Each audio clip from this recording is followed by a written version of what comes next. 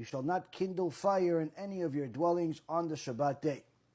So a couple of things we see here that the sages teach us in the Gemara in Masechet Shabbat, that the reason why this is mentioned in one of the 12 places in the Torah, it's mentioned here when we're really going to be talking about the Mishkan, the Bet HaMikdash of the desert, for the rest of the parasha and the next parasha.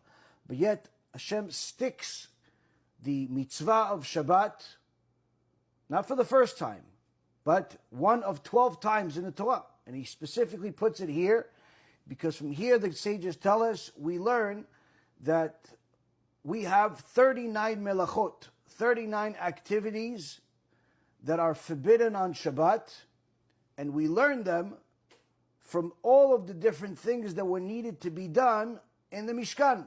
Hence the reason why the mitzvah of Shabbat and the prohibition of violating it is right before the building of the Mishkan. Secondly, we see that out of all 39 that are prohibitions that we're not allowed to do on Shabbat, one is mentioned. One is mentioned, which is don't light fire. Now, of course, the fools and the heretics and the idolaters are going to say, oh, that's the only thing that's not allowed on Shabbat.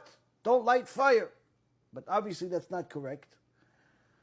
So why does it say this one thing and not the other 38? Because the one significant difference between Shabbat and Yom Tov is treated like a Shabbat. Yom Tov of Rosh Hashanah, Yom Tov of Shavuot.